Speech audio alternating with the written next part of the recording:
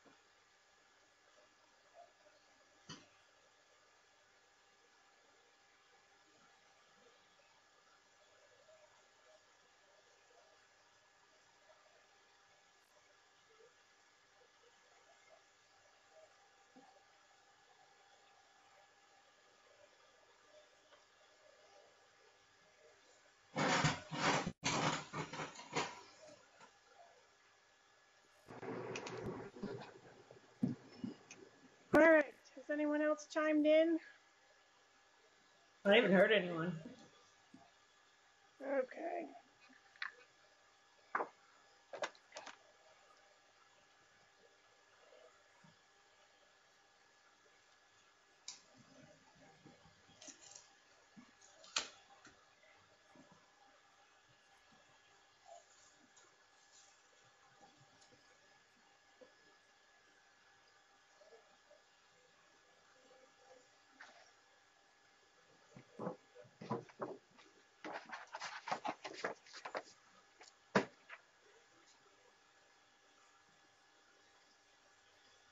Okay, so I think everyone has their book now.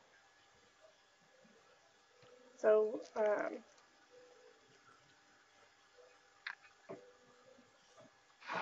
meaning their study guide. And we are on, because we covered 4 chapters last week, that would have been, tonight would have been 9 and 10, but we're going to cover 11 and 12. So we really are on week 5, but we're covering chapter 11 and 12.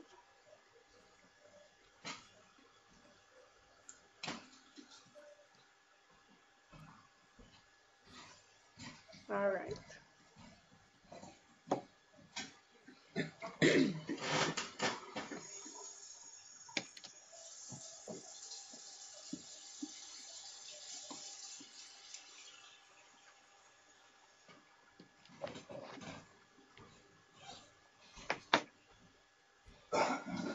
So let's go ahead and get started in our textbook.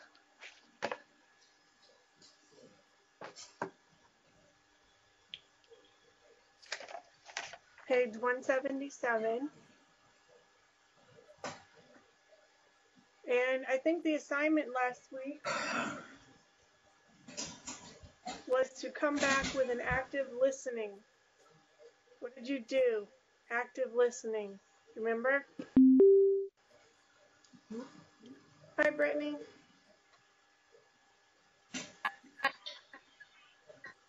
So we're just talking about the active listening assignment that I gave everyone last week.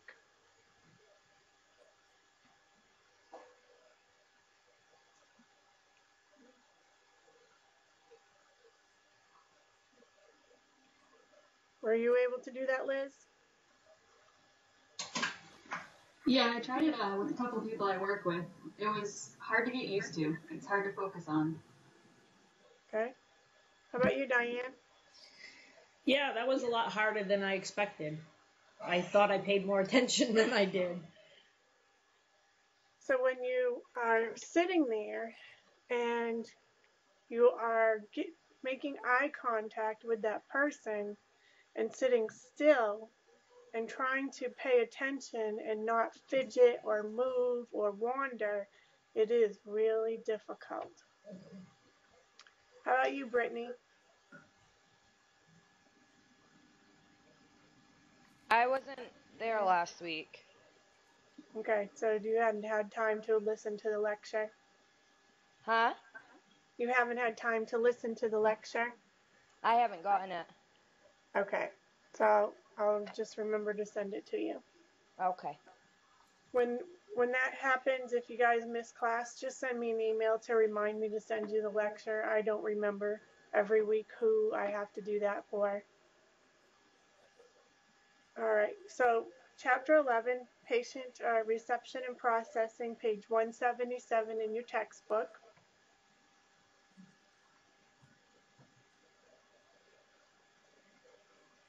Okay.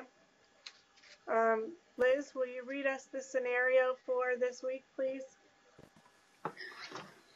Yep. Most people enter the healthcare field for very specific reasons. Georgina Robertson recalls being in a serious car accident when she was 6 years old. As a result, her vision was temporarily impaired. She remembers seeing a woman in a white uniform who offered words of comfort.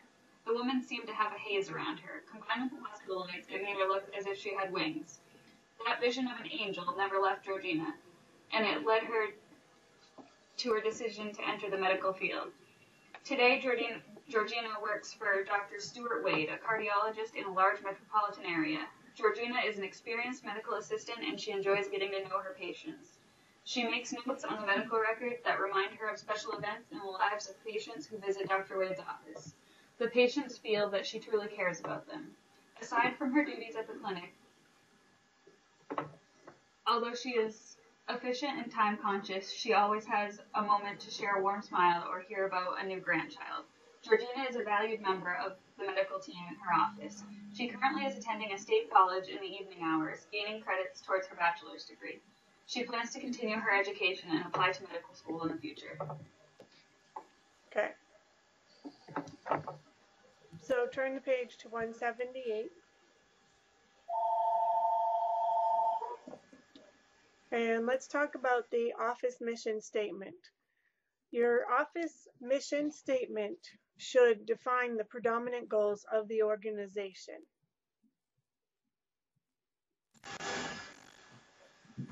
Usually the physician will develop a mission statement, but the staff can do it as well. It really should be a group effort. Everyone should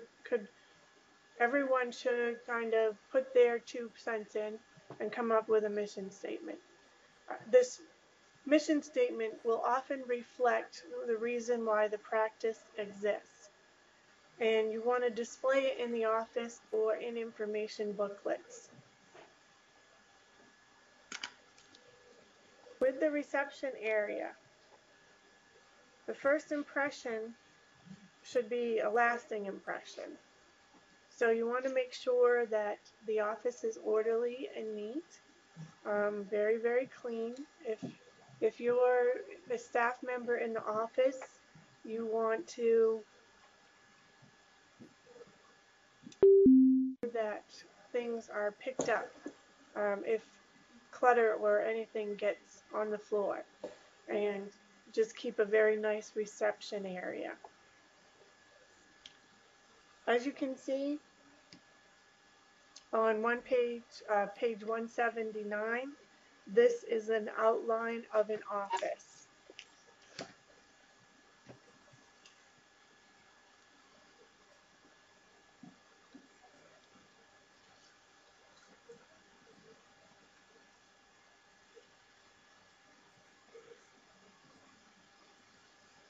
So you can see where you come in up on the top left into the waiting room, where the reception desk is, the record storage. You come into the hallway, talks about the patient prep area. Right in the central location, right in the center of the office, you have the supply closet, the lab, a bathroom, the billing office, and appointments and screening. And then on the outside of all of that, you have exam rooms, procedure rooms, doctor's offices, and the office manager office. So that's usual flow. In your reception area, it's helpful to provide recent magazines of general interest.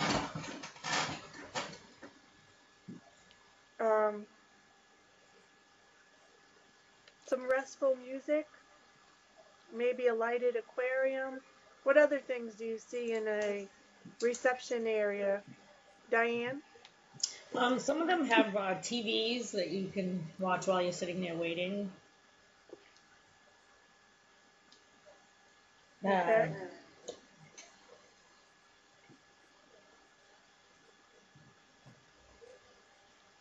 Okay. What else do you think, Liz? A lot of them have areas for children, like with small furniture and setups with easily cleanable stuff for the kids to play with. Yes, in a pediatric office, you might see more televisions showing DVDs, some toys that might be able to be used, that type of stuff.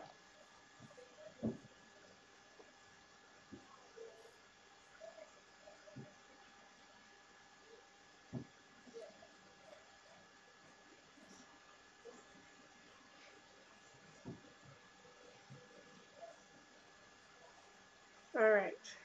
Um,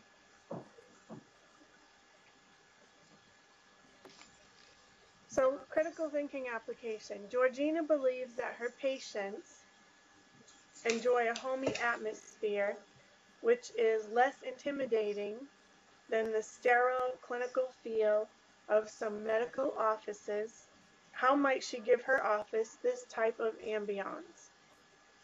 What do you think, Liz?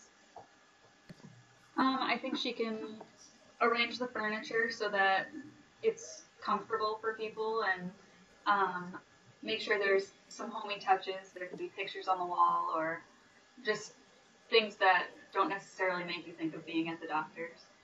Yes, definitely. All right, if you look over on page 180 in the top left-hand corner, there's an example of how some waiting rooms might look. I don't know if I would really have a glass table in the middle. That could be a little scary. So you might also have a little desk or a little table for children if it's a pediatric office. So critical thinking application 11-2. Georgina has a few patients who bring young children to their appointments. Sometimes the children are a bit disruptive and make other patients feel uncomfortable. How might Georgina handle this problem in the medical office? Some children misbehave in public and the parents do not respond or correct them. How might Georgina deal with this situation if it arises? What do you think, Diane? I think she ought to talk to the parent, and maybe get down and try to and talk to the child and see if they won't go and play by their mom or their dad, and maybe give them something that they might be interested in playing with to get them. Yeah, try to get the children to play quietly. It doesn't hurt to have a sign up, to keep your children with you or to stay with your children. What are some of the reception area duties? Well, make sure that if you're sitting at the front desk, you scan the reception area throughout the day to just check for cleanliness. Check temperature and lighting also. Don't have it too hot, don't have it too cold. Okay? Keep your reception desk area clutter-free. When I'm working front desk, I don't always have a clutter-free desk. But it doesn't mean that it's cluttered, it just means I have piles. And those piles, I know exactly what I'm doing with those piles, and I just work on them throughout the day. You want to also keep your computer monitors out of sight for patient confidentiality. That's really important.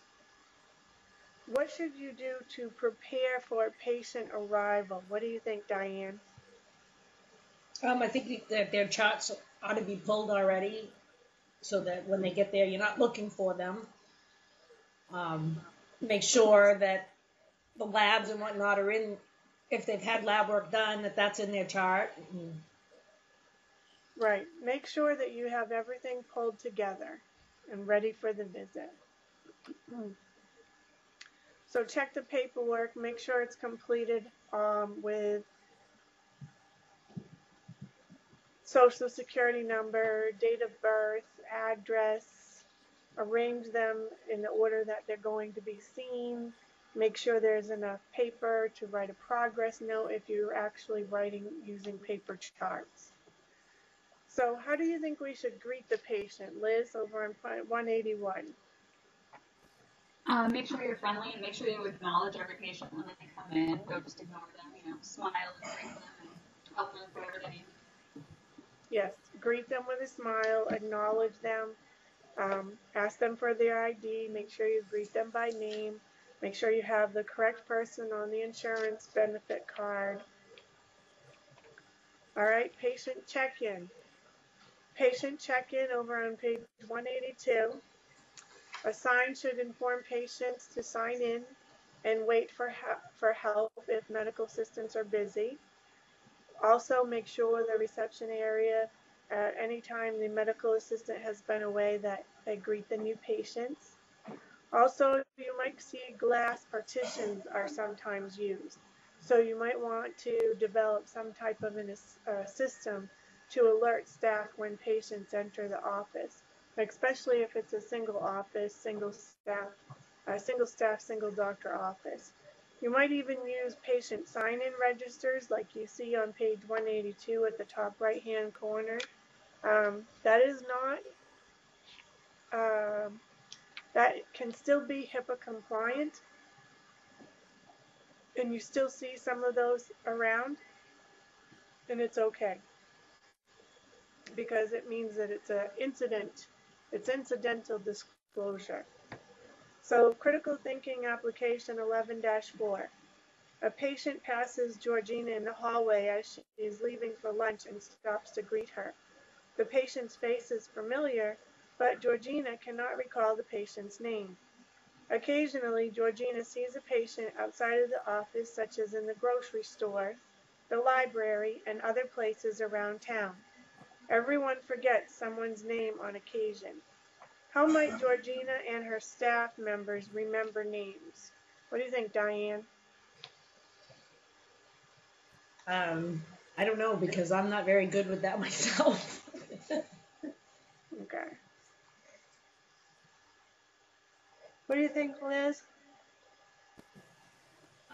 They can make sure when they're in there and they have their ID in front of them that they repeat their name a few times while they're talking to them. If you say it more, you might remember it more, and plus the patients would like that. Right. And just any little tricks in your own head to help you remember it. Right, and sometimes I'll even say, hello, it's so great to see you today. And especially if they have only been in a few times, I'll say, you know what, it takes me more than a few times to remember your name. What is your name again? Please remind me. Just give me a couple tries to remember.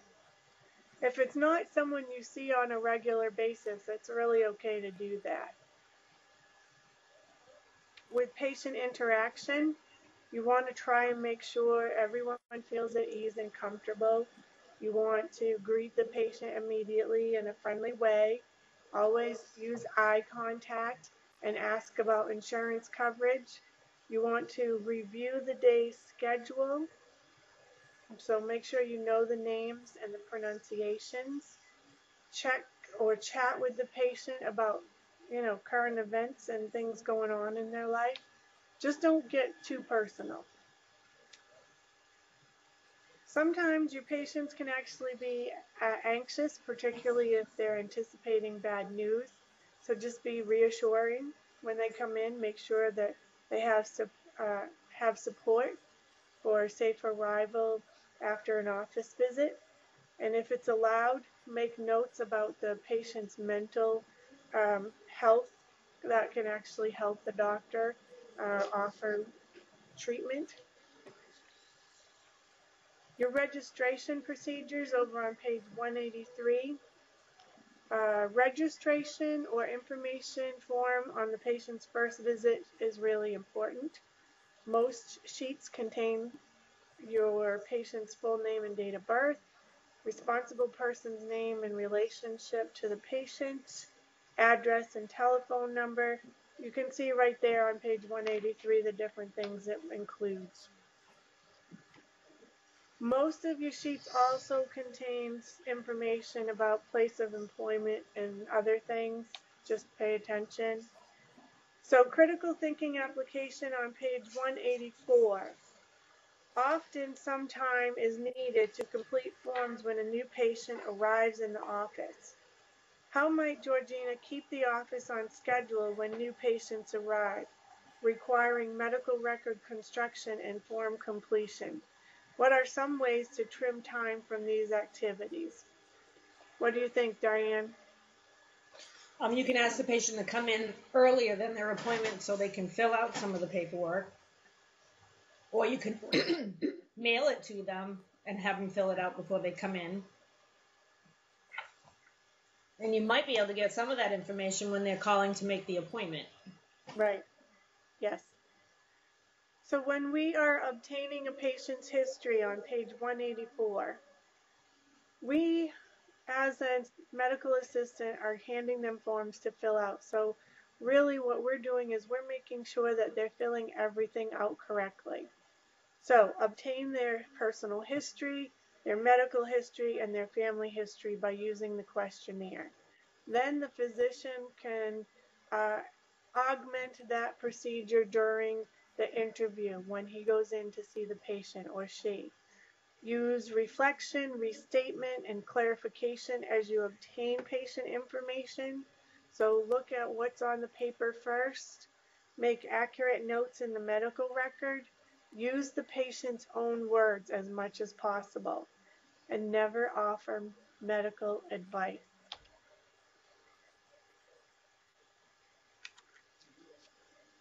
You want to show consideration for a patient's time. You want to bring the patient to the exam room as close to appointment time as possible. You want to explain any delays that might be longer than 10 to 15 minutes, and because waiting times can actually be very frustrating. If you have a patient with special needs on page 185, patients with disabilities may need extra time or attention. So ask if they need help filling out the paperwork, disrobing, whatever they might need help with. Your patients who are severely ill or are in pain may need to lie down, to wait, or be seen as an emergency. If you have language or cultural barriers, watch for body language and appearance, and you might even have to get an interpreter in. When you're escorting and instructing the patient, most of your patients will prefer to be escorted to their destination. You want to pronounce their names correctly when calling them from the clinic area. Allow visitors, if possible, only if the patient desires. So if a family member comes with that patient, just confirm with the patient, is it okay for your family to come in with you? If you are getting a urine specimen, direct the patient to the restroom and explain what needs to be done. If you're taking them into the exam room, tell the patient what clothes or shoes or jewelry should be removed. If the gown is to be worn, explain how to wear it, and allow patients a sense of modesty when you're giving them clear instructions, even when the exam is complete. Make sure you tidy up the exam room after the patient leaves and before you escort the patient in. Make sure you don't have the patient wait too long in the exam room. Your physicians prefer a second person in the room during exams to avoid claims of sexual harassment or assault. So that might end up being a policy and procedure in your office. The office may also be equipped with a buzzer that alerts the medical assistant to enter the exam room. Medical record placement on the bottom of page 185. Your medical records should never be left for a patient to pick up and read. And as we get more and more into electronic health records, you're not going to find those are laying around very much. But make sure if you're still dealing with paper charts to place the medical records a certain way on the door of the exam, just to indicate there is a patient in there ready to be seen. And don't put the name facing forward, face it away from people so they can't see it. Some challenging situations. You might have talkative patients. What would you do with talkative patients, Liz? Still be as friendly as possible because they might be lonely, but if there's other patients that need your help or other things you need to be doing, just politely explain that to them and just help the other patients. So you don't want to take up too much of the physician's time, and this might be an instance where you and the physician decide on a sign to interrupt the physician so that the patient isn't in there too long, okay? Whether it's a knock on the door or interrupting them, something, okay? It might even be a buzzer or a timer. How about children? What about children? Diane? Um, I I guess it all depends on if they're the patient or if they're in there with their caregiver, who's the patient. If they're the patient, then if they're old enough, you can direct them into what they need to do, or get ready, or Right. So both. with children, we have some challenges because we can't ask the parent to leave the child to be taken care of because they're a minor. You want to be careful of harmful misbehavior, so you might have to ask the parent to quietly handle the situation. You might want to offer a toy or book to distract the child, and you cannot or should not discipline the child yourself. With angry patients in the reception area, if it's possible, invite the angry patient into a room away from the reception area. Let them talk out their anger, pacify them with a calm attitude, and speak in a low tone. You want to use good listening and empathy. Do not be angry or argumentative yourself. You're only going to add fuel to the fire. Patients, relatives, and friends. Avoid discussing patient's medical care with relatives or friends of the patient. You want to show moderate concern and reassurance, and patient consent is required for any health information to be released to anyone, and we've talked about that many times already. The friendly farewell, when the physician is finished, just be ready to help the patient get dressed if necessary, and make sure that all of the patient's questions are answered. Some of the questions can only be answered by the physician, so make sure you offer to let the physician know. And also be sure to send the patient off with a pleasant closing remark. Great to see you today. Have a great week. Those types of things. Upon patient checkout, when that patient comes up, greet them, smile, and use their name. Ask if the patient has any questions. Check the medical record to see when the physician wants the patient to return, and then make that return appointment.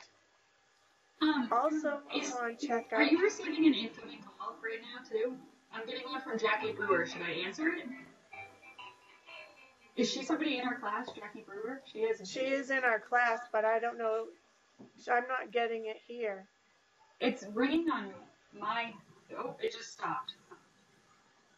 I didn't know if I should answer it because I thought it would probably close out of this one. Oh, just leave it. Let me step away for a moment and contact network me.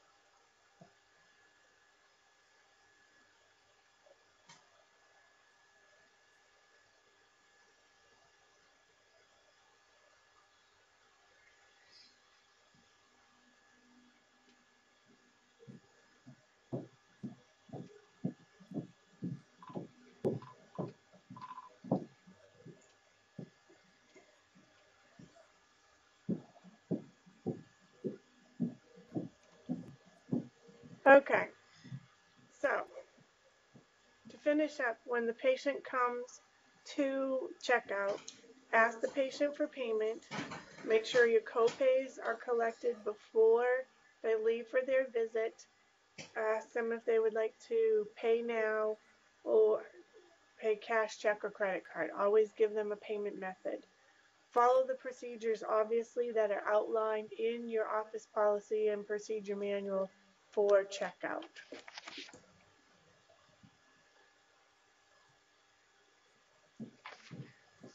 So at the patient reception area, your customer service is extremely important. Patients can serve as referrals, or they can tell people if they had a really bad experience. All patients should feel that their time and money was well spent. We've talked many times about patient education because we have patient education and legal and ethical issues at the end of every chapter.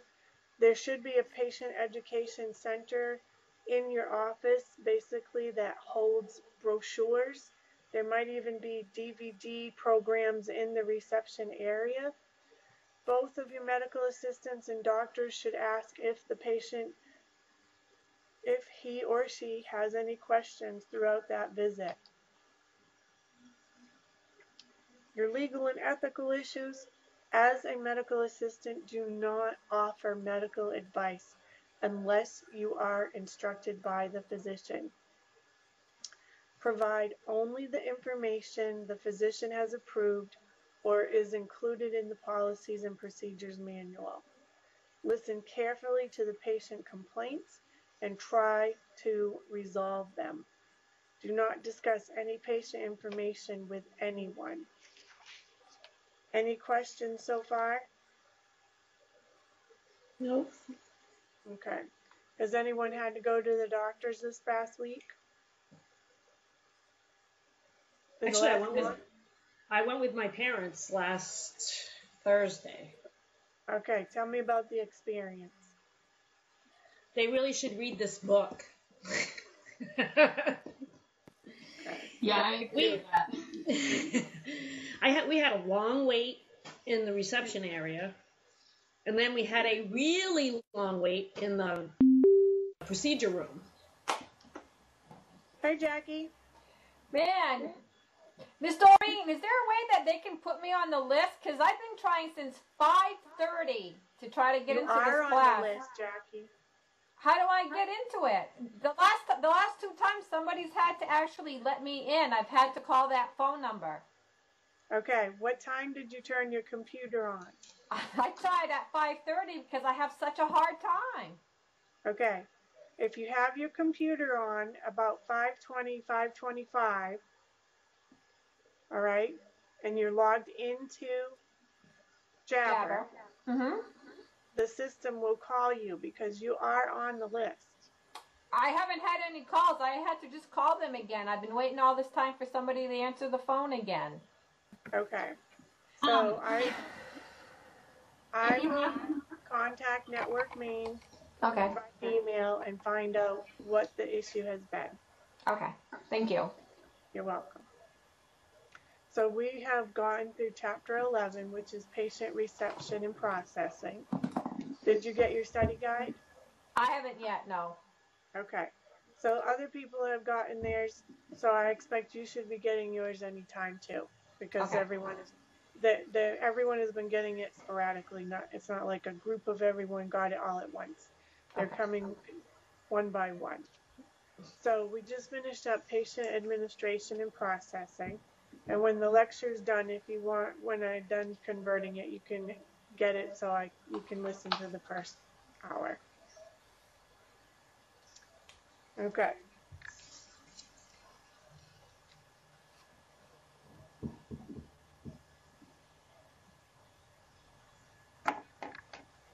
So let's turn to page 190 in our textbook. And just give me a moment.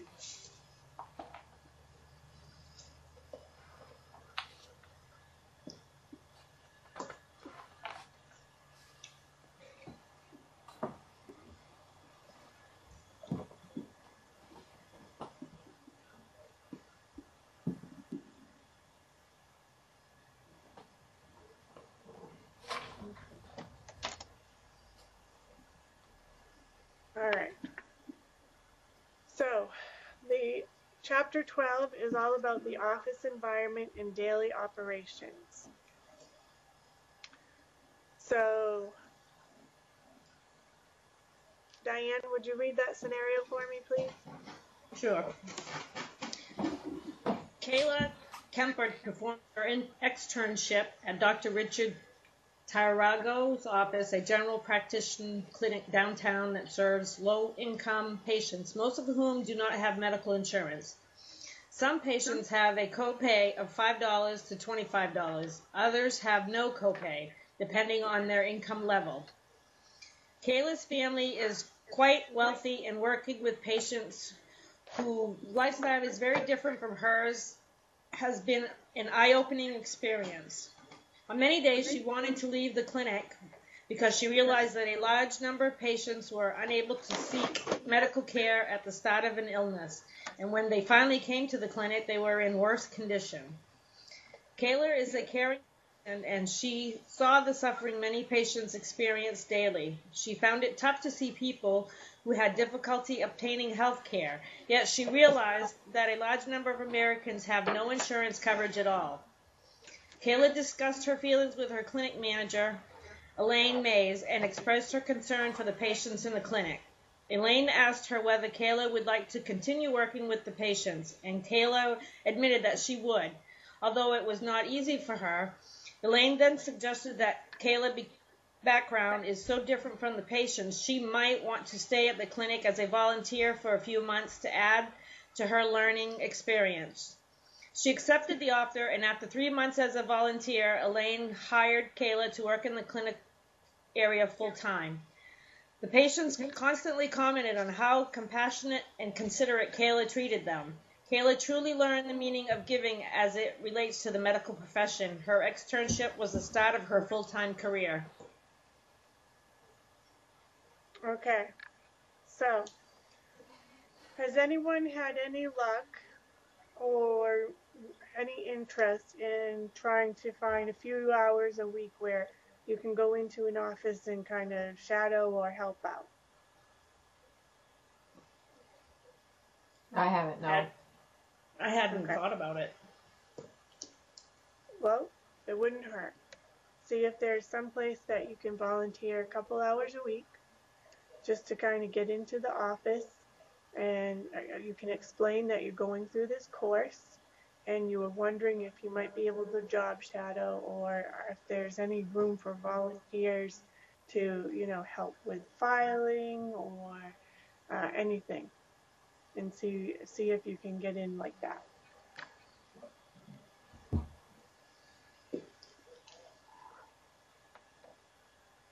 All right.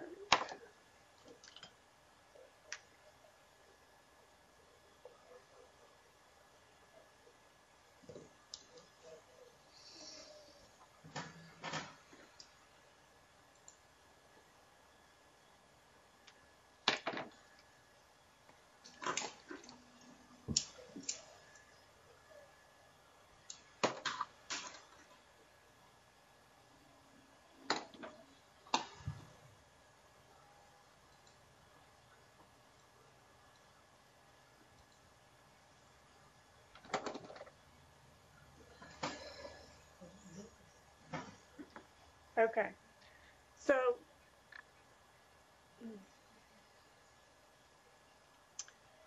the basic office duties as a medical assistant, what should you be proficient at, or what should some of your skill set be? What do you think, Liz?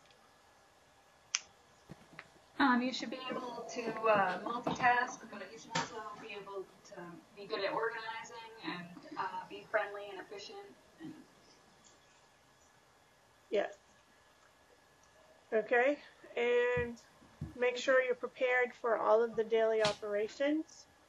Make sure you're able to be flexible and adapt, and that you are patient-centered. So, this is some of the stuff that we talked about last time. Let's turn the page to 193. Actually, let's finish on 191, sorry. The Office Policy and Procedures Manual. What should the office manual be? What do you think, Jackie? It should have what the message for the office is. It should have office procedures. It should actually have like pathical procedures, uh, inventory, things like that. Anything that has to do with the office should be in that manual.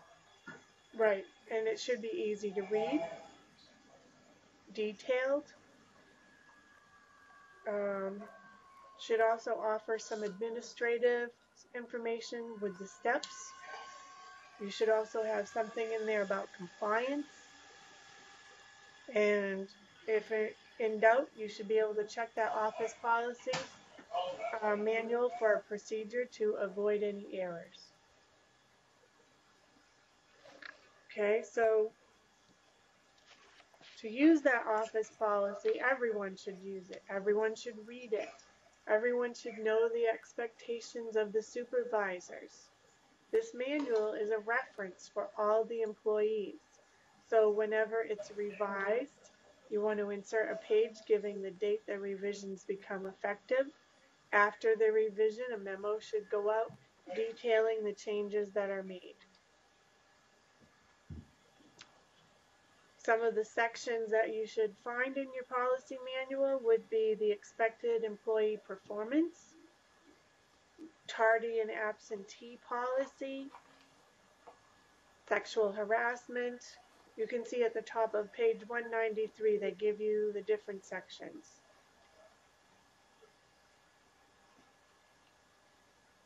So to open the office, what should they do to open the office? Liz? Make sure somebody is scheduled to arrive there before the patients, or more than one person probably. And pull the files for the people who are going to be there that day. Make sure all the lights are on. Make sure the waiting area is tidy. Yep, you should have keys. Okay.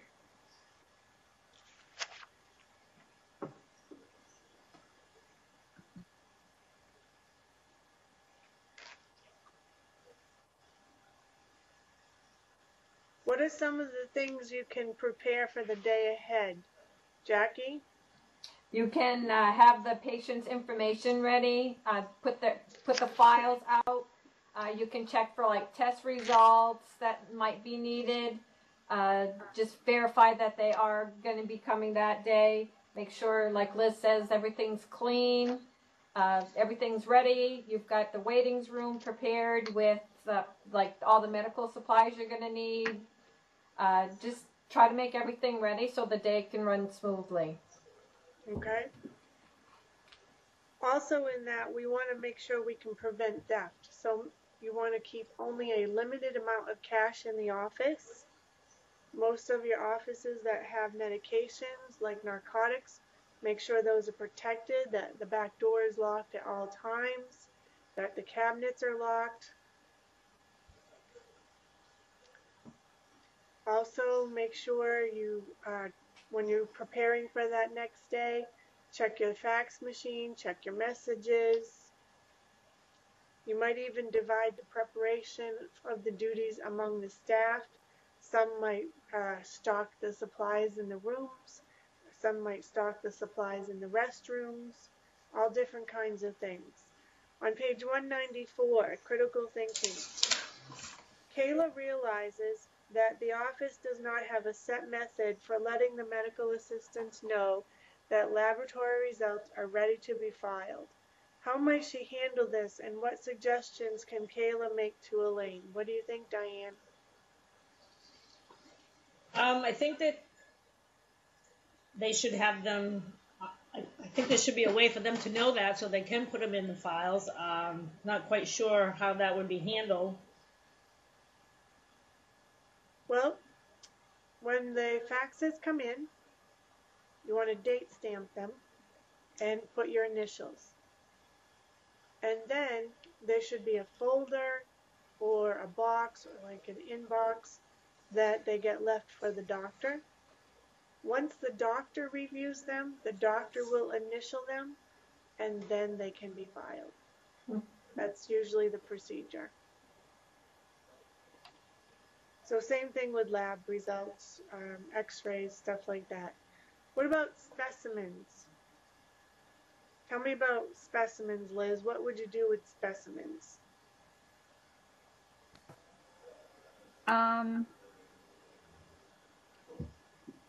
Honestly, I'm not sure.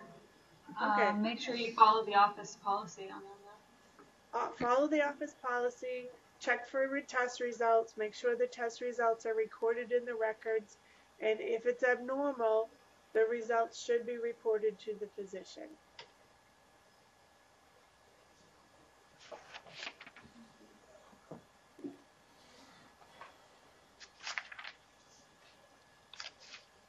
The accounting system that is used, you want to make sure you're preparing the patient accounting system. Make sure your patients are filling out all of the encountered forms when they're scheduled.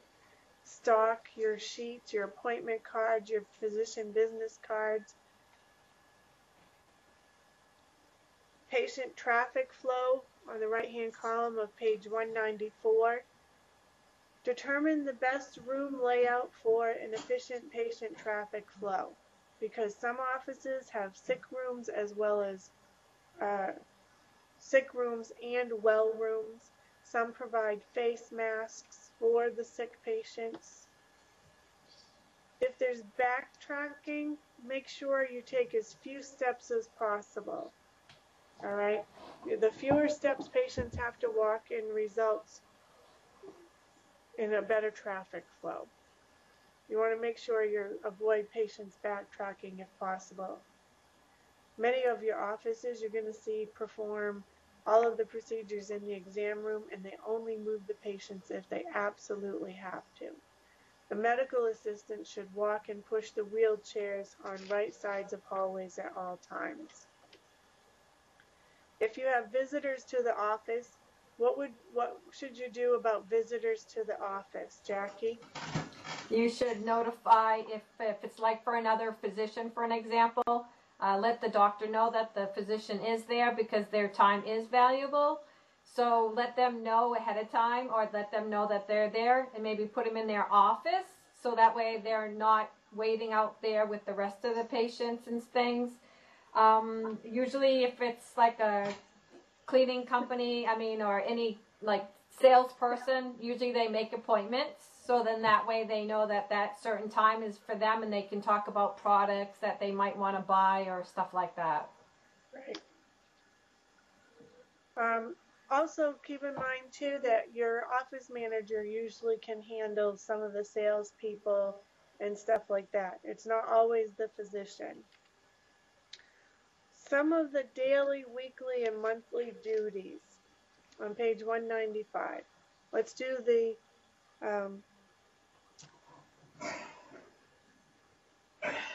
how do you think you would handle daily duties, Diane?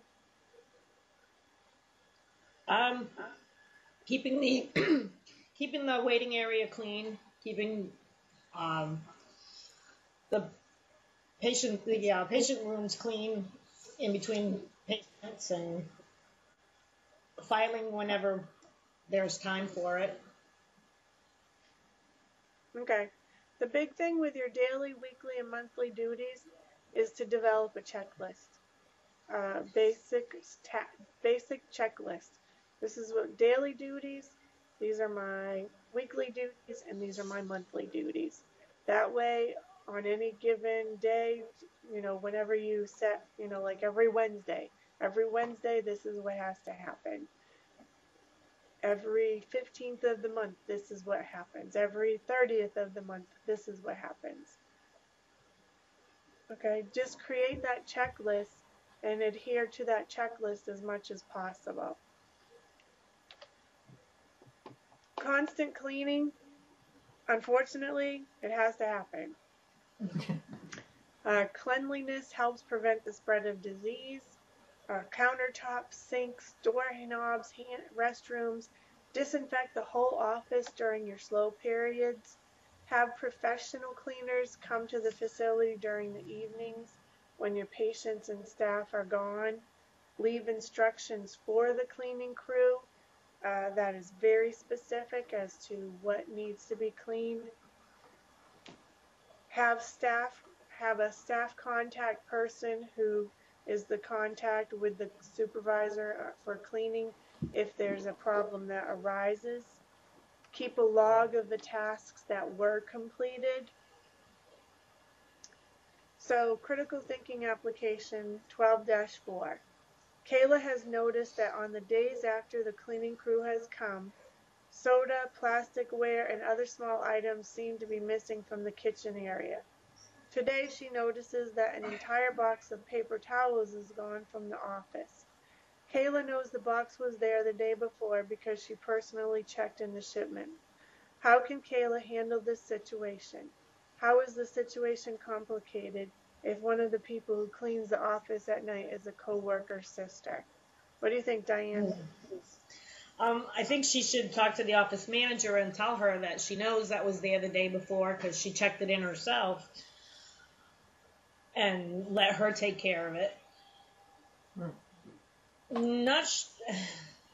That's a touchy with the coworker's sister, but you don't know who took it. Yep, it is. All right. How about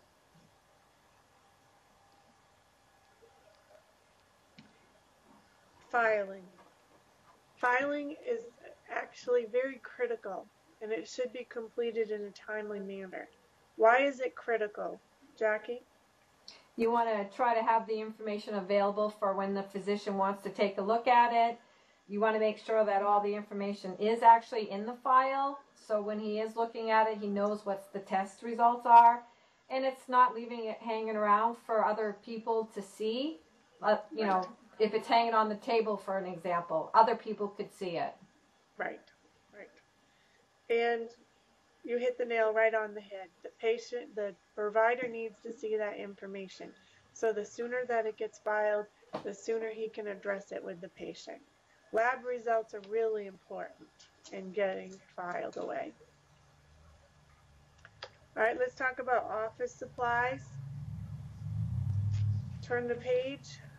So you want to identify the need for specific supplies in your office. Who is going to be responsible for stocking the exam rooms, ordering supplies. Make sure you order according to office policy and procedure. Also, who's going to check them in and place them in inventory.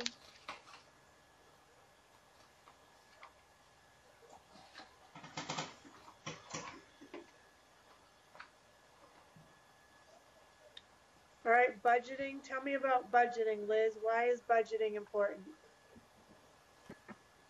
Because the facility needs to be able to make a profit, and they have a set amount set aside every year that they can spend on certain things. And if you go over in some places, you're going to have to cut back in other places and stay within your budget. So critical thinking application. Elaine has asked Kayla to prepare a budget for next year for her department. Kayla has never done this before. How can she prepare for this challenging task? What references can she use to develop an accurate budget for the coming year? What do you think, Jackie? Well, I think she should take a look of, like, for me, if that were me, I would look like how many patients I would have a day. Most of the time, what would the patient be? Would I need paper towels? We need gowns every day for so many people. Alcohol, what type of equipment that you would need, paper, you would need cards, different things like that, and just kind of take an average for the first year, and then you know better and keep track as you buy it. Yes, and you can also watch your invoices, how often you purchase, how much you purchase, and get an idea of how often you're buying things. So you will budget a year in advance. You can use a ledger sheet, an Excel sheet, your QuickBooks, your Quicken. Just spend wisely. You can definitely compare prices. Check on warranties and quality for bulk purchase opportunities. any maintenance agreements that might be considered for Could you regular items that could should be you look allowed at to purchase. could you look at last year's budget and see how well it was compared to what you actually spent? Yes. Yes. But I always compare prices. Ordering supplies, the person who is responsible for ordering supplies on page 198 can develop a spreadsheet to list everything that needs to be ordered, post the spreadsheet in the supply area, and have staff note on it when something needs to be ordered. You can also use a software program. You can keep track of it within the practice management system. You can use a sticker system. You can come up with a few different systems.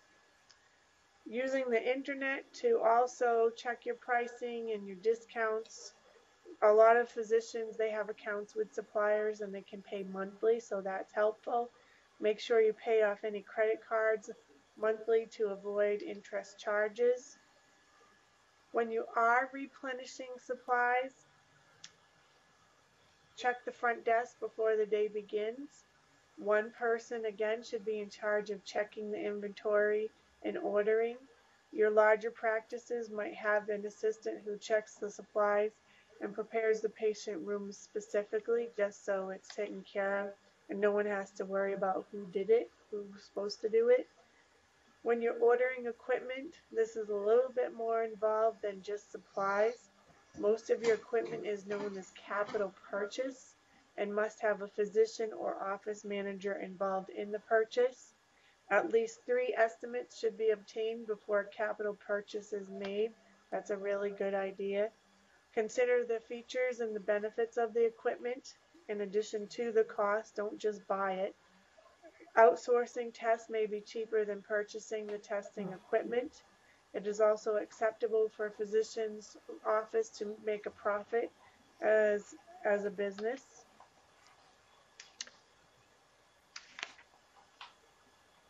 Some options to get equipment would be to search the internet, check your local suppliers, check if there's used equipment. Over on page 200, when you receive an order, what should we do when we receive an order, Diane? You should check it with the invoice that came in with it to see, not the invoice, but the packing slip that came in with it to make sure that you got what they said they sent you. Yes.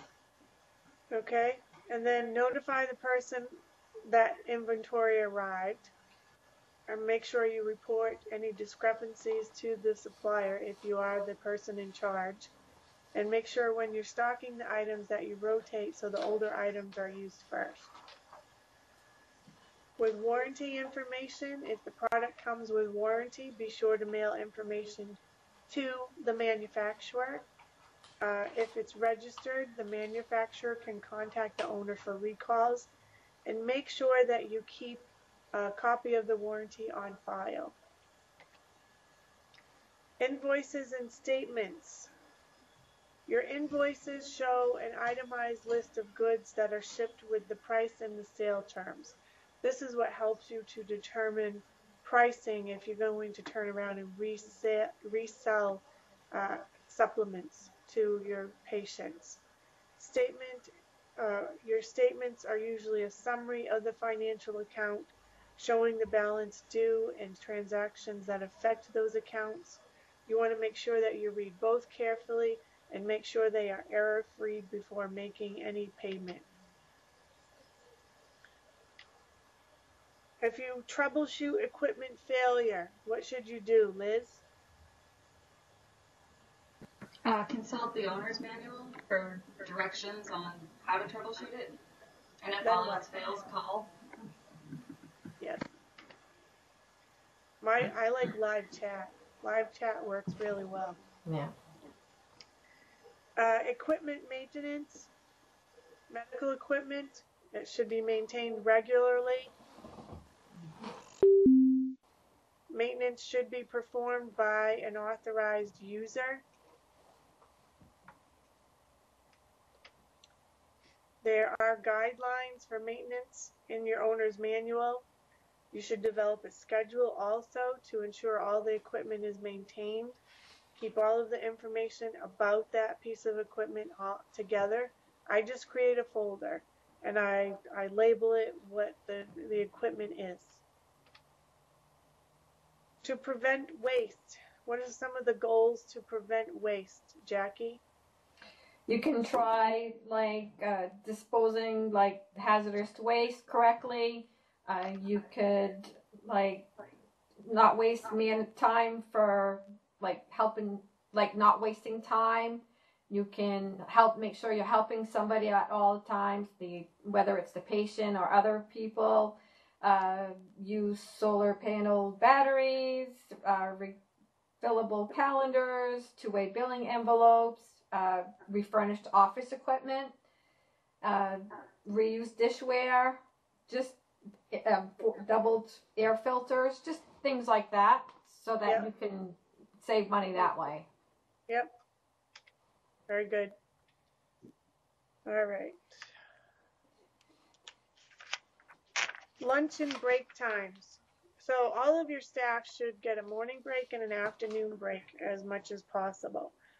That's really hard to do when you are a single staff, single doctor office. You basically get a break when there's no patients that are coming in. That's your break time. So always wash your hands and use hand sanitizer between patients as well as after all your breaks. Make sure you clean up after your break, clean up after yourself.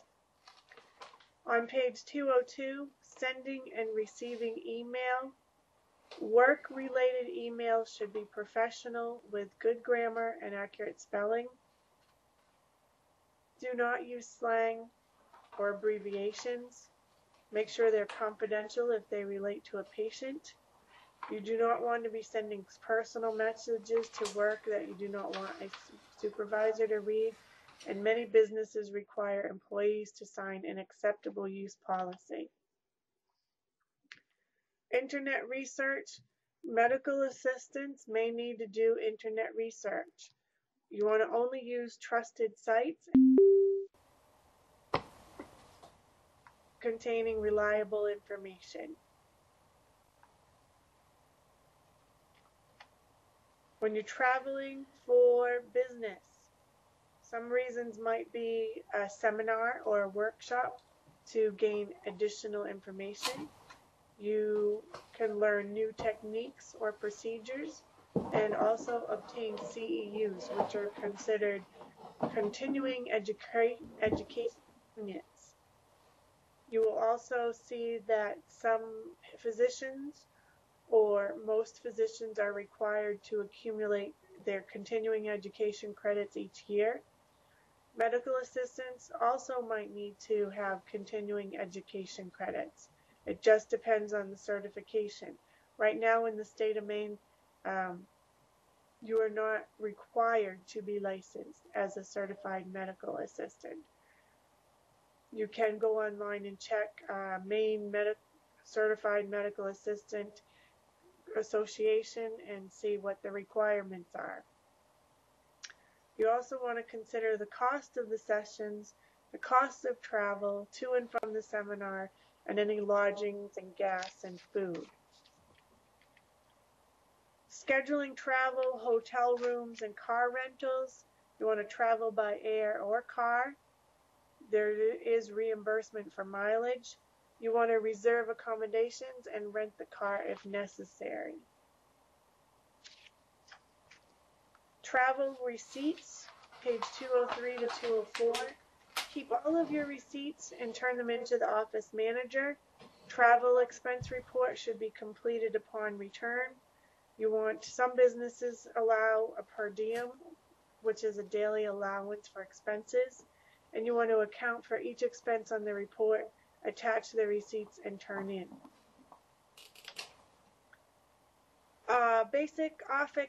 Basic safety and security in the medical office.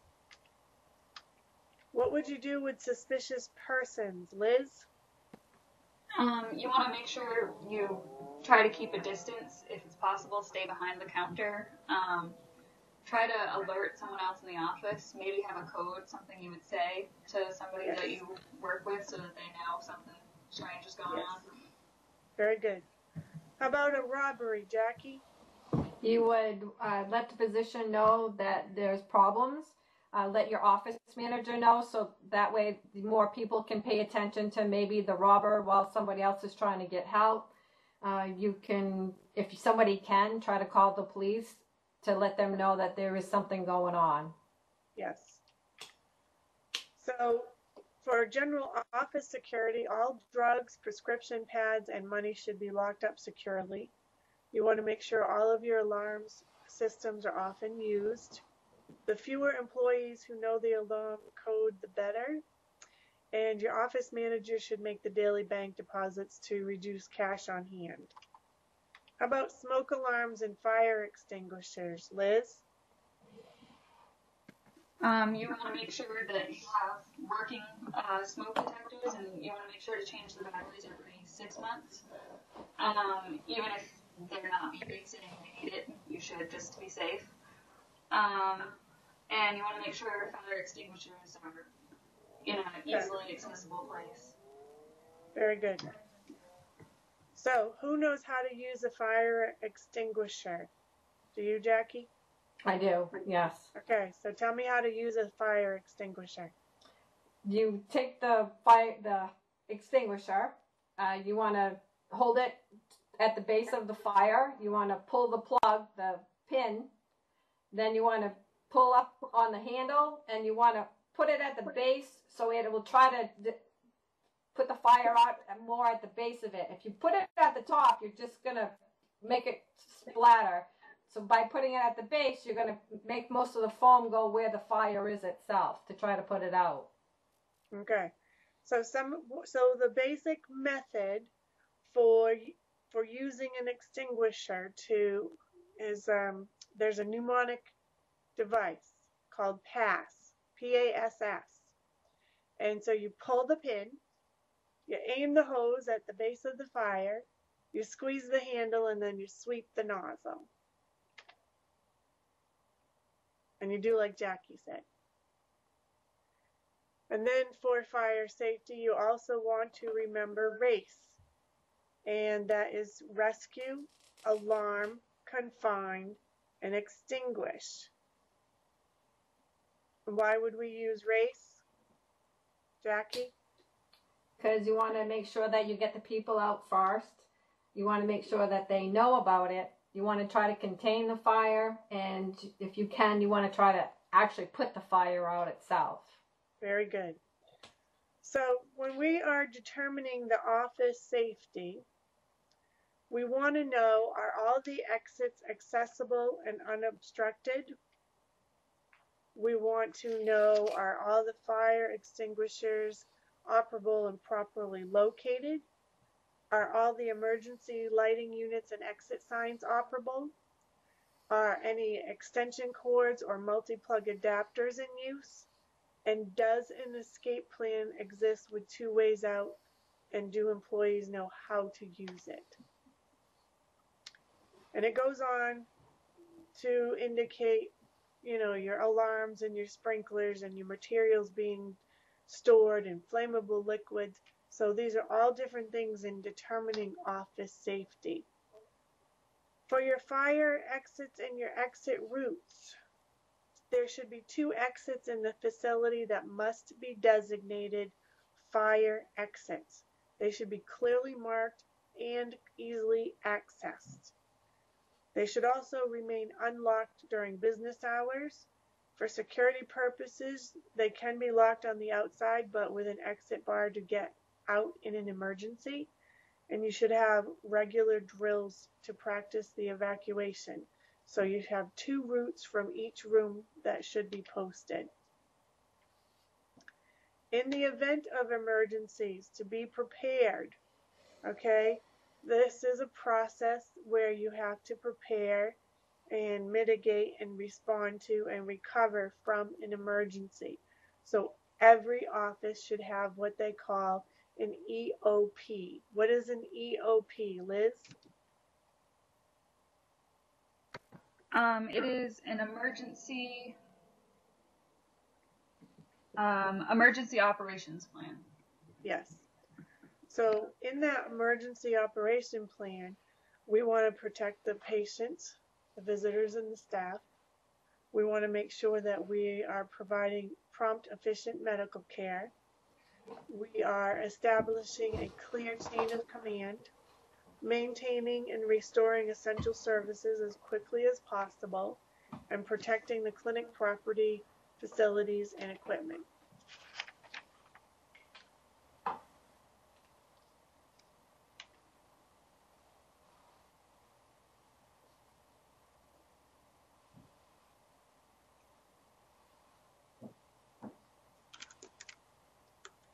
Over on page 207, they talk about medical center hazard and vulnerability analysis. It shows you how to do that. Evacuating the health facility, how would we do that, Jackie? You would try to go with the first person that's there and just try to escort them, whether it's opening, making sure they're out the door safely. If they're in a wheelchair, help them out with the wheelchair. If they're on crutches, try not to make everybody hurry. Just, go at the same time. Try to be just, even, and just let them go. Help them out the door or wherever. Right. So make sure we have it outlined in our EOP, determine the steps that we need to take, and consider whether or not we need additional equipment or supplies to make this happen. Your physicians and staff, they should be ready to offer services. After you have written the EOP, it should be reviewed by every staff member and everyone should be trained on it. The written copies should be easily accessible. You should be holding emergency drills once a quarter. And you should have one person who is designated as the safety officer. So what is it you think your role is as a medical assistant in emergencies? The first thing would be to make sure you are certified in CPR. And take time to focus and calm down and be prepared and able to help in whatever way you're needed. Some of the contingency plans, there might be contingency plans for communications, emergency power, information system support, your electronic medical records, and human resource information. Basically, if we lose power, we end up having to go to paper. So we make sure we have some master forms made and available. Okay, I'm back on. Thank you. Hi, Diane. Hi, I'm back. Okay. We're on page 207. Okay. We're talking about some contingency plans, about in case of emergency. Now, evacuating the health facility. So your safety officer must order the evacuation. The lights should be on and the exits clear. You want to attempt the first exit route, and if that is blocked, you're going to use the second one. Make sure you begin with the people closest to the danger and close their doors as rooms are cleared. Make sure you take everyone to the designated assembly area. With your waste storage and destruction, your medical waste includes anything once part of the body. OSHA requires your records to prove that your medical waste was collected by a removal waste service and same waste was destroyed by the waste service. Over on page 208, ergonomics. Ergonomics is the applied science that is concerned with designing and arranging items so that they interact efficiently and safely. If you look on page 209, you'll see that these are the proper body mechanics when you are using your computer. Most of your common office injuries are caused by falls and repetitive movements, awkward postures, reaching, bending over, lifting heavy objects, and applying pressure or force. Most of these are preventable when we use our proper body mechanics.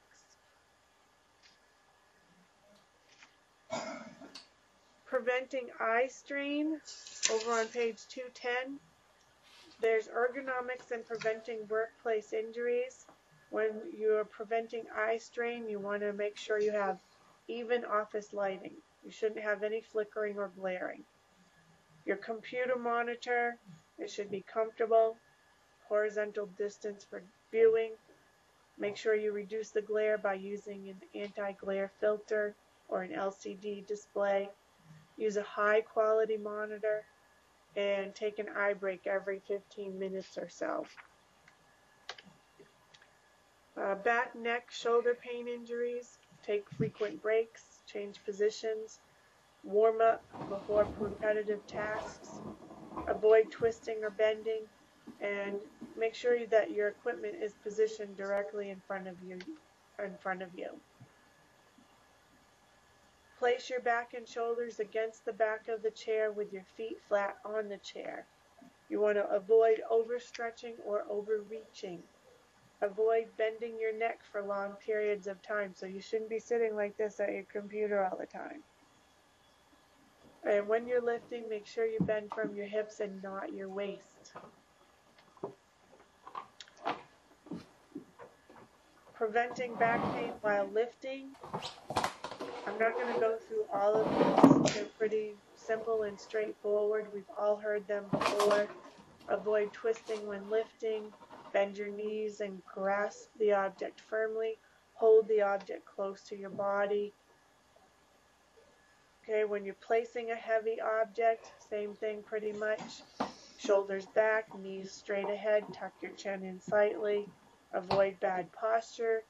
Keep your feet apart. Bend your knees while lowering and move close to where the object is placed. Some general guidelines. Make sure you do regular exercise. Avoid sedentary lifestyle. Don't ignore the pain. Stop smoking. And degenerative disc disease can occur if discs are not allowed to repair themselves. What would be identifying some of the community resources? What do you think, Liz? Just make sure you research and have the information available for patients for a whole variety of different things, that Alcoholics Anonymous and different food services and just community resources. Right, and we've talked about this throughout the last few weeks already about having a community resource list at the front desk, so you can refer to it and give patients information. So basically all those community resources you see there on page 210. Some emergency phone numbers, same thing, 911, local hospitals, local pharmacies, numbers of the physicians, employee numbers, non-emergency police. When you're closing the office, what would you do, Diane? Make sure everything is picked up, put away, computers are shut down, no one's left in an exam room that we're not aware of. Yeah. Okay. Secure the patient records. All right. General housekeeping duties. Run the accounting reports, balance day sheets, prepare the bank statement. All right. So in this position, in your administrative assistant position, you want to perform your tasks as competently and dependably as you can. The patient is your primary concern in the office. Make sure the patients feel at ease and encouraged to follow the physician's treatment plan. All of your duties play a role in the patient's health and well-being. You might not think so, but it does. Be sure that you have brochures and printed materials that are clean and presented attractively, not all crumpled up and bent and worn. If it was written by the staff, make sure it is edited carefully, and your office should appear professional and competent. You want to keep copies of all your communications relating to patient care, and if the notes are handwritten, they must be legible and easily read. Any questions on this chapter, Liz? No. How about you, Diane? No, I don't think so. Except for maybe what I missed. Okay. I'll send you the link. How about you, Jackie? No. Okay. So, Jackie doesn't have the study guide. Liz, you have the study guide, and Diane, you have the study guide, right? Right. Yeah. Okay. So we're just going to do a review. So don't open your study guide.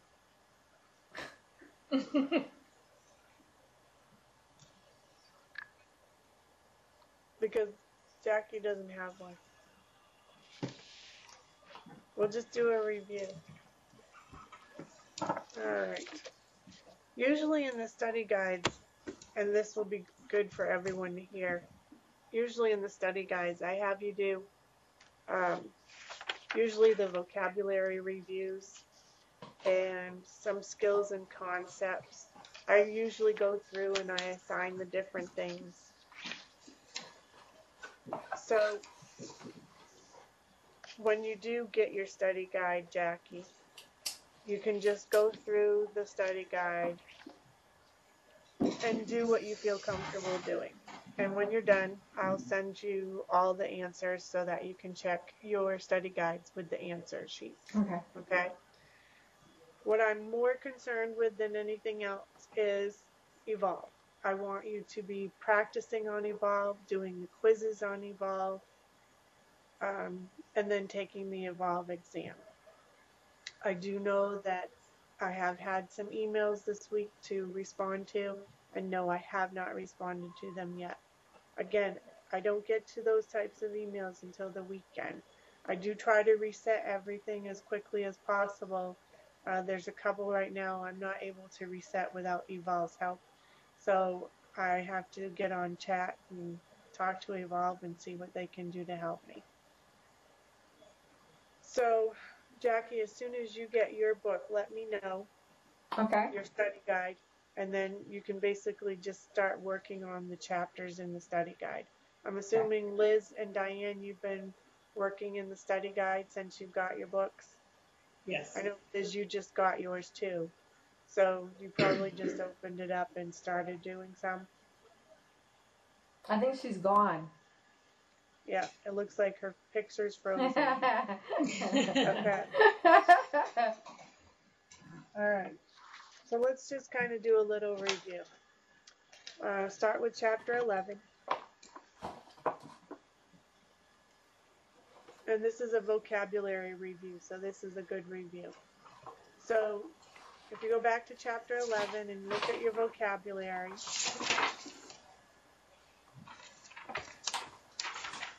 I'll give you a scenario and you tell me the word that we should use in it. Dr. Raleigh installed a blank system so that he could speak to the medical assistants in the front and back offices from the exam room. What do you think it is, Diane? Intercom. It is.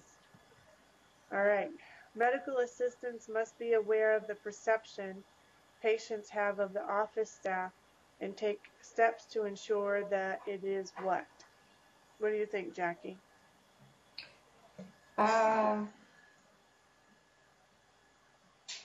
It's not any of those words. Just make sure the office is clean and Make safe. sure it's a positive attitude, a positive one. Susan filed the laboratory reports in what order, Diane? Sequential. sequential. What type of information includes the patient's address, insurance information, and email address? Jackie. Demographic. Yes. Any blank offered to a patient should be within the physician's orders, so make sure that a beverage with sugar is not offered to a diabetic. Diane? Amenities. Amenity. Yes. Angela uses blank devices to help her to remember the duties to complete before leaving the office. What do you think, Jackie? I would say a to-do list. Yes, something like that, but it's also known as a mnemonic device.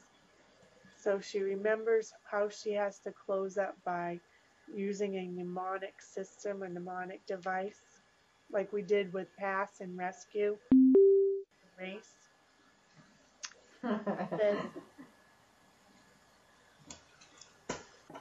We're just doing a review of Chapter 11, so if you want to turn back to Chapter 11, vocabulary. Okay.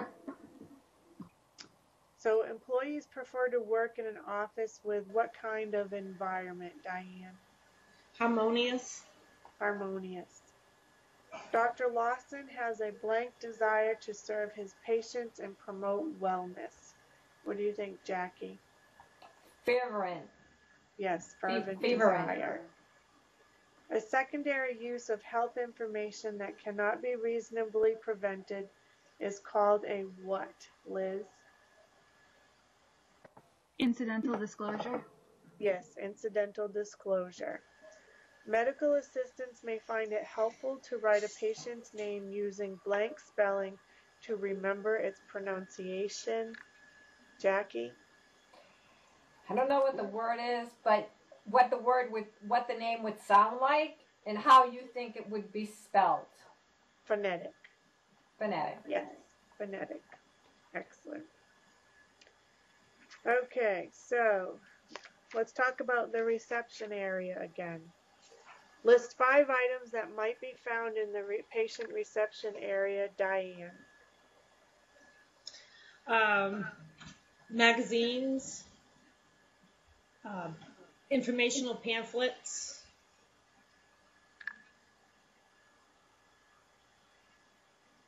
5 things. Yeah. Yeah.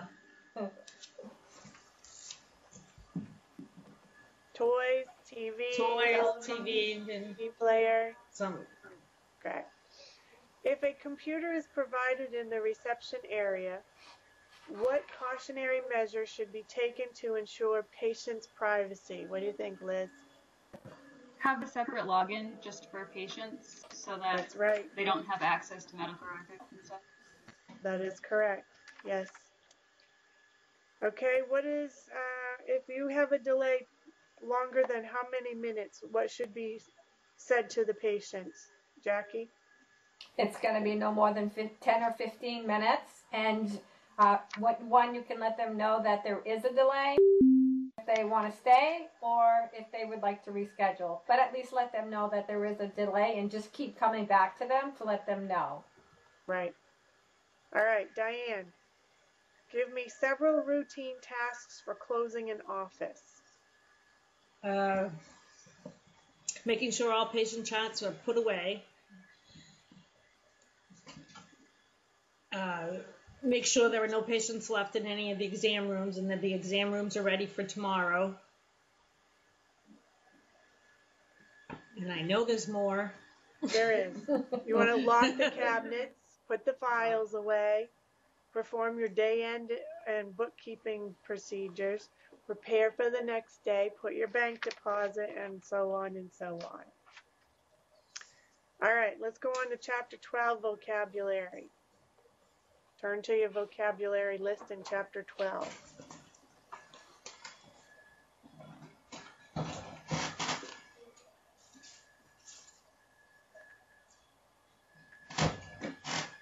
Okay, so Julia noticed some blank in the inventory when comparing last month's totals with the current month's totals. What do you have, Jackie? Some differences. Differences or discrepancies? Yeah. Yeah. All right. Rhonda prefers that all blank be initialed by the person who checks in the package. Liz? Packing slips? Yes, packing slips.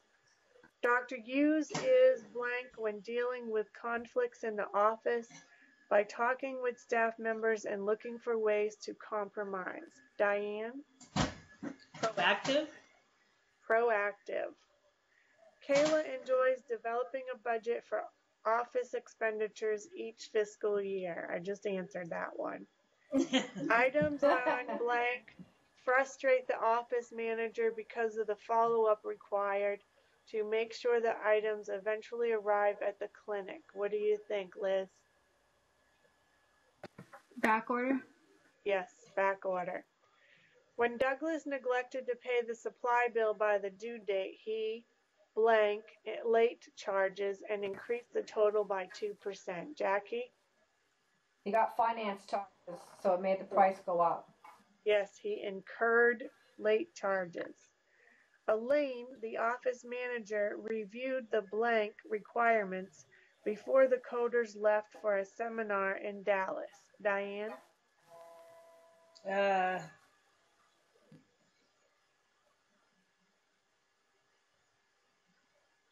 I'm not. That's not fiscal year, right? No, per diem. Per diem. Per diem requirements. Oh, okay. Okay, by the time Anna finished buying office supplies, she had blank her money from Dr. Tarago and had to use $25 of her own money to cover the bill. Liz? Depleted? Yes, depleted. Dr. Tarago received a blank for speaking at the Regional Medical Society meeting. Jackie? In advance. An honorarium. Honorarium. Oh. Physicians are constantly concerned about their blank when budgeting and planning salary increases. Diane?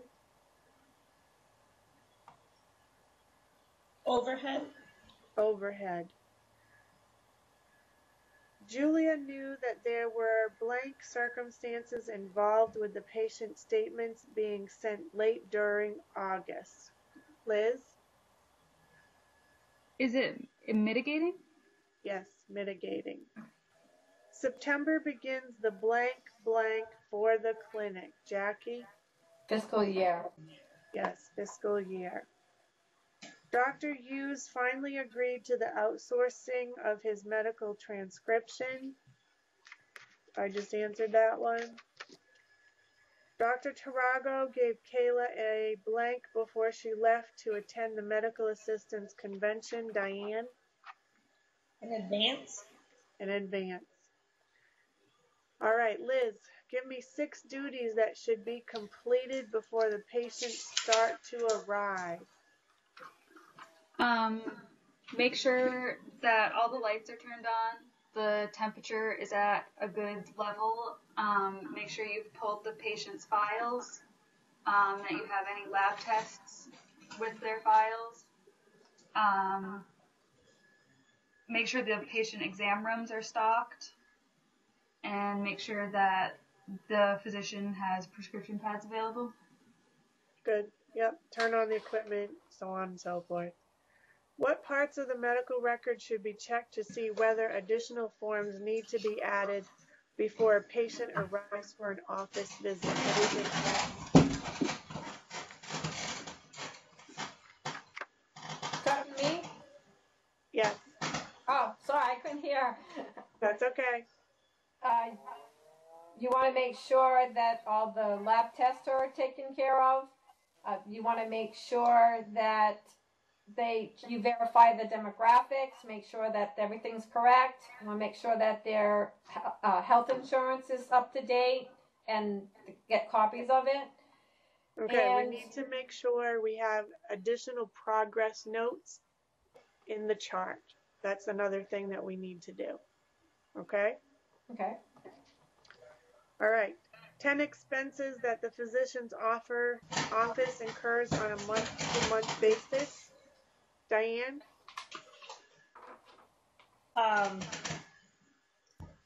The phone bill, the rent, equipment, office supplies. Okay. All right.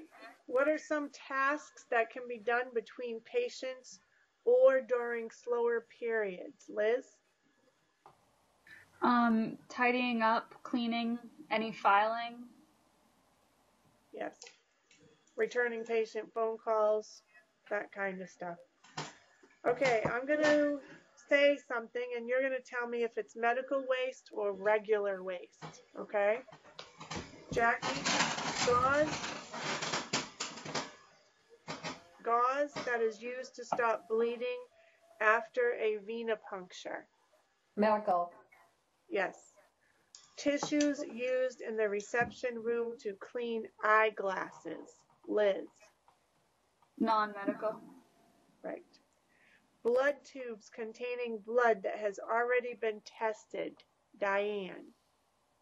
Medical waste. Yes. Used syringes. Liz. Medical. Yes. Paper towels used to clean a mirror in the patient bathroom. Jackie. Non-medical. Right. Okay. In your own words, Liz, tell me why an office policy and procedure manual is important. So that everyone knows the main focus of the office and what the physician expects of everyone. Yes. Very good. All right. There are 5 sections that might be found in an office policy and procedure manual. Diane, give me 2 that you can think of. Absenteeism, coming in late. Okay, that's 1. Oh, I thought that was 2. It's all 1. Late. It's the tardy and procedures policy. Okay, and procedures, office procedures. Yes. Okay, Jackie, give me 2 Five. more. Okay. OSHA standard, OSHA requirements. You want to have fire, maybe fire, anything to do with fire. Make sure their fire equipment's good. The exits, anything that had to do with that. Okay, Liz, 2 more. Confidentiality and employee evaluation. Employee evaluations, time off. Yes. All right. So, for next week,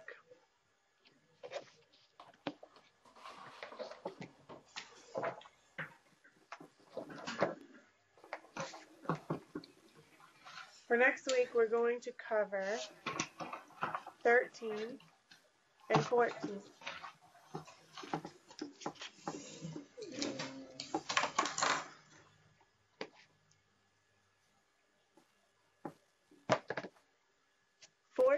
Is the paper medical chart. And 13 is written communications and mail processing.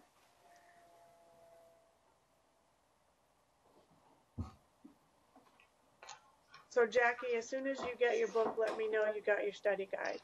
Okay. In the meantime, just do what's on Evolve.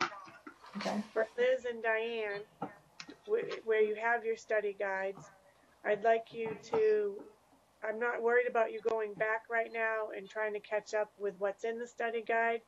I'd rather you start working where we're at, and then as you have time, go back into the other chapters and just do what you feel comfortable doing. And then when you want answers, I'll give you answers, okay? Okay.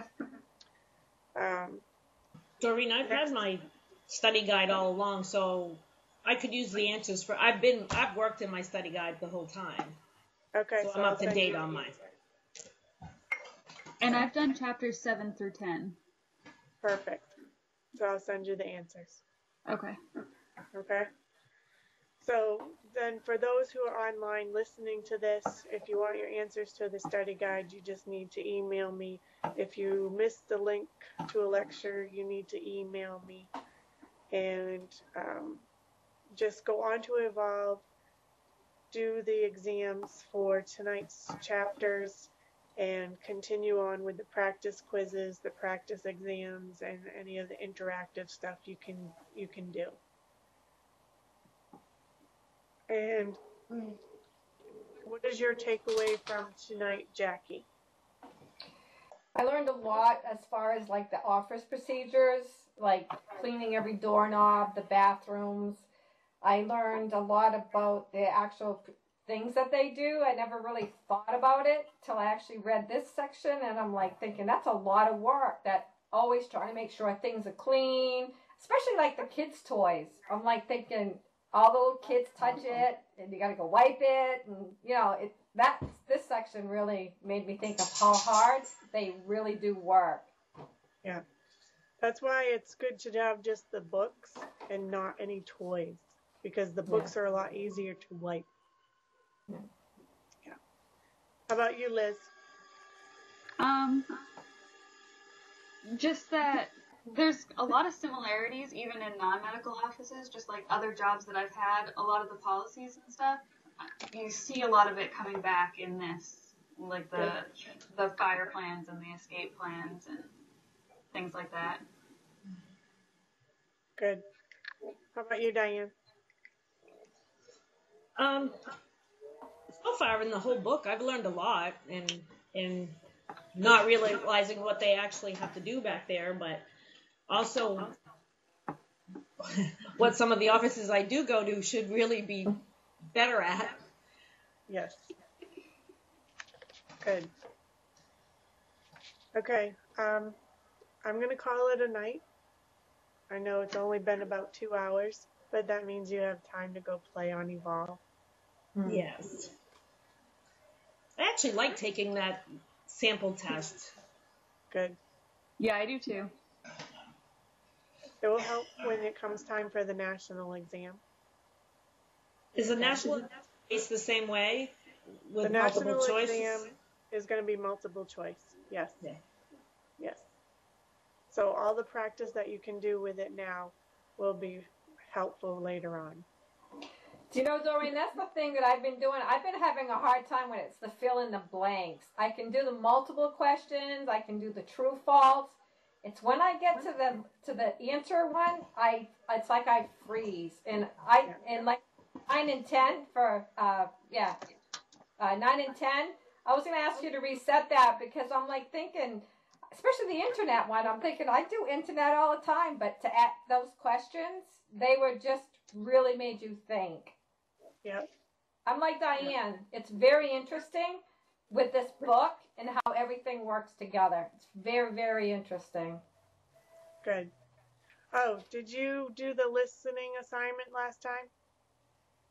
Listening assignment? Yeah, the active listening assignment. For 9 and 10? Yeah. No. Okay. Do you remember what it was? For what you asked for class last week? For class last week, you wanted to be able to take the quizzes and the tests and check the vocabulary words that we had to learn more about the vocabulary words.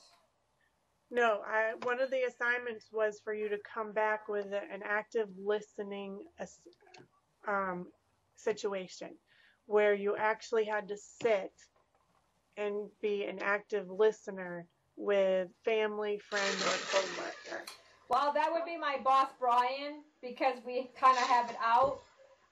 He told me this week that I had to stop and listen to what he was saying. So I stopped and I listened to what he said, and then I thought about it, and now I've been kicking butt, and I've been getting hundreds on like trying to, because I'm inventory clerk. So I have to find out where errors are in the inventory. So now that I've stopped and thought about it, I've been getting hundreds all the time because now I'm knowing where I'm going because I'm thinking about what I'm doing because he made me listen to it. So Very it's good. been working out a lot better. Very good. Okay, so we're going to call it a night, ladies. Thank you for joining me.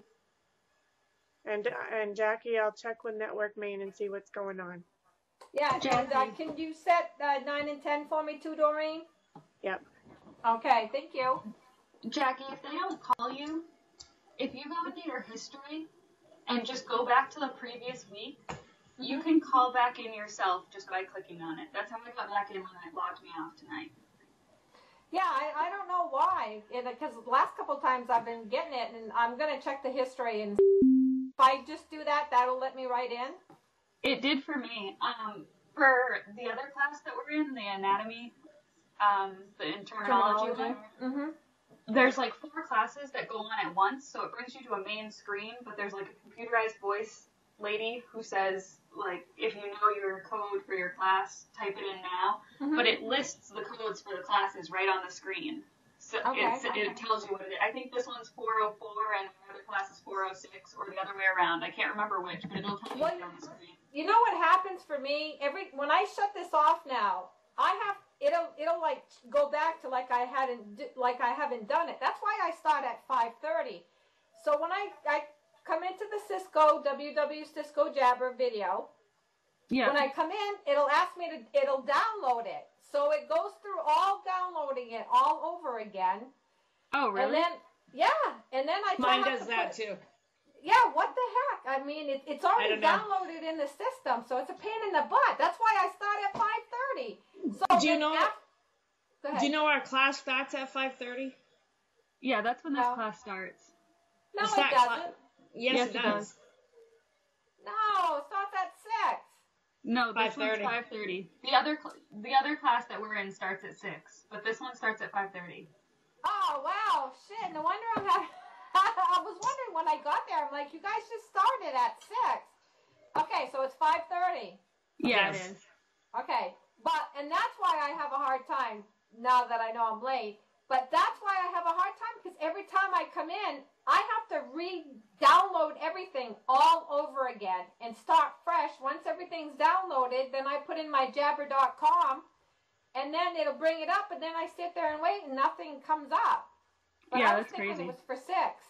But No, it's Diane, 5:30. okay, so that's gonna make that a lot easier for me, and I've been late all this time. I'm sorry, girls. Oh well, but yeah. So Diane, you have the same thing. Yours, you can't. Yes. It keeps. I have to keep downloading it every week. Yeah. Why? Why can't? It's already. I don't know. You got it in the download section. So what the hell? I don't know. I'm thinking now that when I shut down my video here, I'm not going to shut down my My Jabber isn't on unless I click it on. I'm just going to keep it in my. I'm just going to minimize it in my bar, so I don't have to. Right, but when you do that, when you shut the computer off, it shuts this all down because it's closing all the folders or all the tabs that's in there.